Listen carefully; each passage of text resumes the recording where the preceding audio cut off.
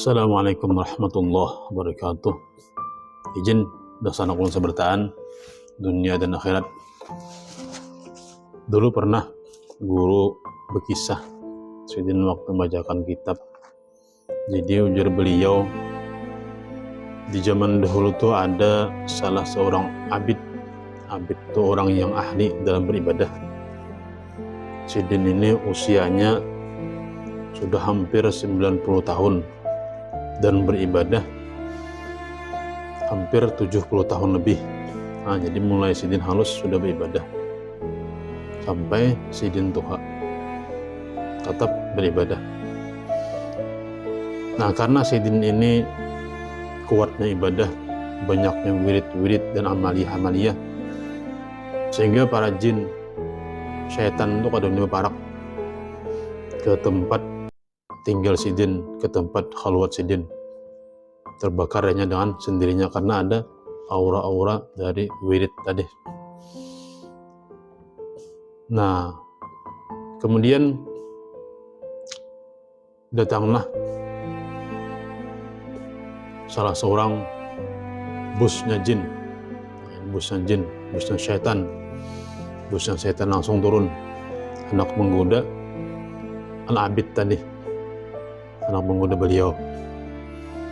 Datang sidin juga, karena syaitan ini busnya sakti, jadinya kenapa hanya menyamar sebagai manusia tamu. Minta izin lawan orang yang ahli ibadah tadi, hendak sembahyang di tempatnya, kemudian hendak beribadah juga di tempat al-abid tadi. Kemudian beribadahlah si syaitan tadi, beribadah siang, beribadah, beretikaf, kemudian ba'amaliyah sembahyang, ada bau guringan. Bingung al-abid ini, aku jadinya kau guring, kenapa orang ini sembahyang karena bau guringan, katanya beribadah nih karena bau guringan awak siang malam. Wah, betul ini dalam pemikiran al-abid ini. Lalu ditakunilah si syaitan tadi, ujar sidin, kenapa pian ini maka kuat benar beribadah nih, kada bau guringan, apa yang memotivasi sampian? Ujar syaitan, bila pian hendak kuat beribadah, ada pian harus berbuat maksiat, sehingga dengan maksiat tadi karena kita ada merasa bersalah, lalu kita kuat beribadah karena ada dorongan rasa bersalah tadi, ujar syaitan. Udah wajar aja pangsitan nggak berguringan, kayak kita lah. Nah, kemudian jadi apa ajar al-abid nih, saran pian maksiat yang kawan digawi nih, ujar syaitan, pian bunuh orang. Wah, kada aku ya, kada ulun, kalau ulun membunuh orang ada kan yang lain lagi. Oh, ada aja syaitan, pian para pusak binian benar. Wah, kada jauh, kada sanggup memperkosa orang, karena sidin ini kada suami bini juga, kada sanggup. Kayak Pak Haji bini bungasnya aku kada nafsin memperkosa. Nah, itu ada lagi terakhir, ujar syaitan, pian harus mabuk, minum minuman keras, mabuk pokoknya, apa kan penting mabuk. Nah, sip, kau aku mabuknya aku naik, ujar al-abid tadi. Akhirnya minumlah nih si al-abid ini minuman keras waktu itu. Wah ini bubunang jinet itu, bubunang sabuk menyabuk. Nah, setelah dia mabuk, bertemulah dengan seorang wanita nembungas. Diperkosanya bibinian tadi, diperkosa oleh al-abid tadi, karena dia merasa sirnya naik, hendak diperkosanya. Setelah diperkosa oleh al-abid tadi, nangis biniannya ini, sadar al-abid, udah ampih mabuk nih, sadar dah. Astagfirullahaladzim, aku memperkosa orang aja. ajaran abid nih, karena nya takutan bisa digugurkan orang, dibunuhlah bibinian tadi, dibunuhnya, dibunuhnya, matilah bibinian tadi, kemudian dibuang ke sungai, dibuang. Nah lama kelamaan ternyata mayat ini ketamuan oleh warga.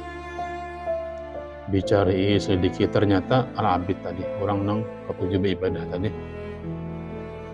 memperkosa bibinian, membunuh bibinian tadi, dan dicari, diotopsi di rumah ini, akhirnya ternyata ketahuan, oh ini diperkosa bekasnya.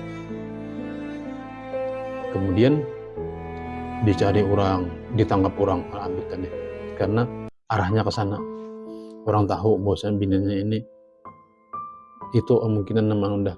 Akhirnya diinterogasi orang, mengakulah Al-Abid tadi, ini aku yang membunuh dan aku juga memperkosa bibinian tadi.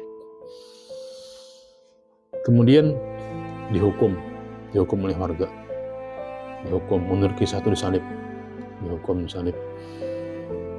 Nah waktu disalib tadinya kesakitan si Al-Abid ini, orang tua disiksa, merasa sakitnya, kamana aku minta tolongnya, datanglah syaitan tadi. Ujar Al-Abid, ikam semalamnya manu dia ku tolong pang aku supaya ulun ini selamat. Ujar syaitan, pian kawai aku menolong pian nih, kawa menolong asal pian syaratnya sauting. Ayo nampak syaratnya, yang penting pian tolong ulun. Ujar syaitan, pian harus mengakui, tunduk lan aku, sambat bahwasanya aku ini Tuhan ikam. Al-Abid ini kalap dah. Ulun sambat, ulun akui ikam Tuhan ulun. Ujar Al-Abid tadi, mengakui syaitan tadi Tuhannya. Akhirnya mati dalam keadaan su'ul khatimah. Nah di sini ada makna yang perlu kita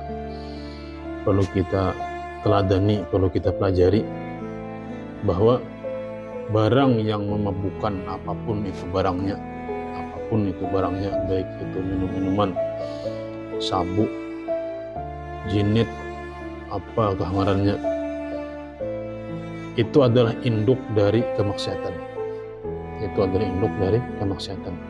Karena dengan mabuk itu, karena maksiat lain akan mengiringi. Satu.